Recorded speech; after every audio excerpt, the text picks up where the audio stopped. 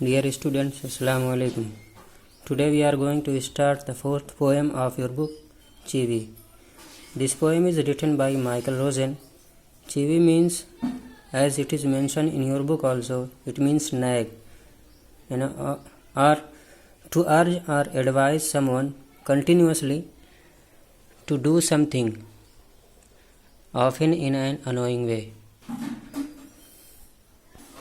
So first I'll tell you the theme and the summary of this poem, then I'll explain this. So this poem is a catalogue or list of various do's and don'ts. That it means instruction that elders dictate to their young children. The adults constantly give list of instruction to the children about what to do and how to do. This poem, however, indicates a passage of time when the young child has grown up and is incapable of taking decision on his own. Then the same adults scold the grown-up child for not being able to think or make decision independently. So now let's start this poem.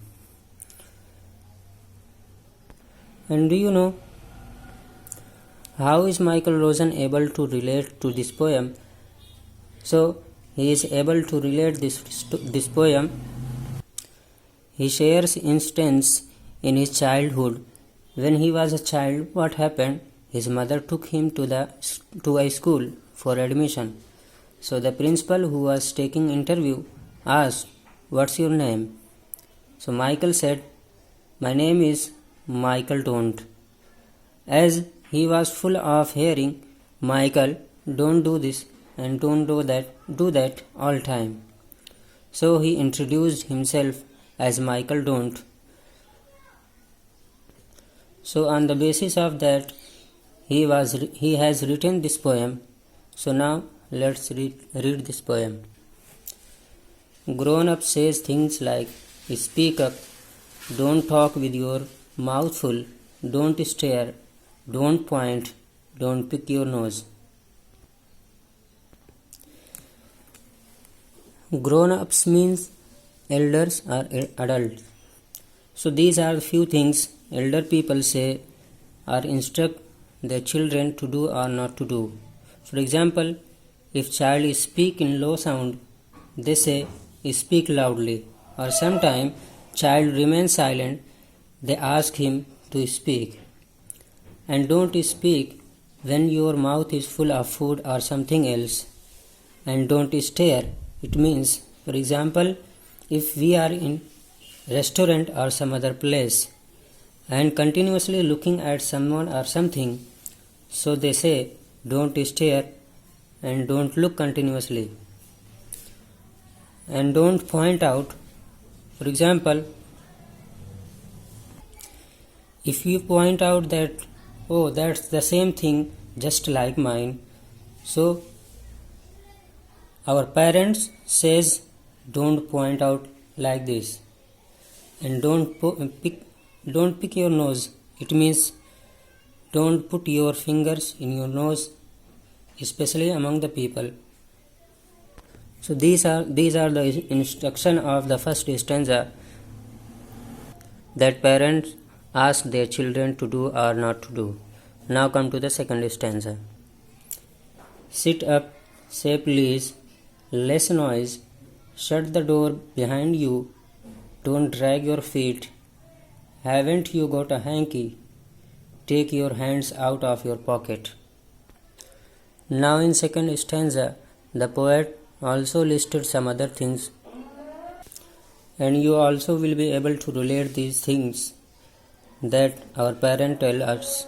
So our elders say sit up. It means if you are standing at any place that disturb anyone, then they say don't stand, instead sit down.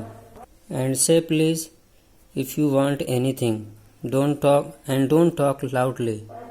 And close the door behind you when you come in or go out. Don't drag your feet. Whenever we walk dragging the feet, our elders tell us, don't drag your feet, walk properly. Haven't you got hanky? It means sometimes children sneeze or wash their hands or mouth.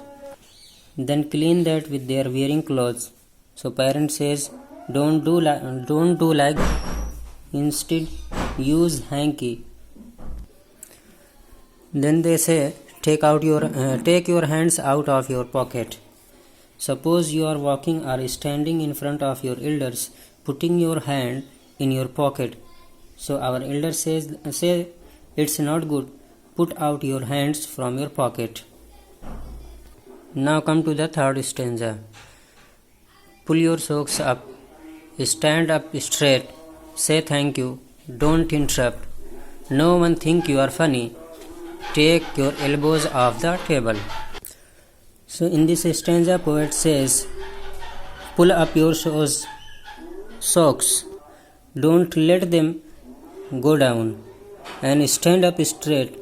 It means when you are standing, don't bend down. And if you got anything by anyone, always say thank you. And don't interfere in your elders or some other people's discussion. And no one think you are funny. It means thinking yourself so smart and clever, you make fun of someone, and others are laughing, looking at you making fun of someone. So you think that you are funny for them because you make fun of someone, but it's not as you think. No one thinks you funny or smart. Take your elbow off the table. It means while sitting, don't put your elbow on the table, as it is against the respect of elder. Now come to the last couplet. Can't you make your own mind about anything? So in this last couplet, the poet says that all the time parents instruct the children, do this and don't do that. And when they are grown up in the last, they say, why are you not able to decide what to do and how to do by yourself? You yourself should make your decision by your own self. So this is the end of this poem. I hope you have enjoyed it and understood it very well. Thank you very much.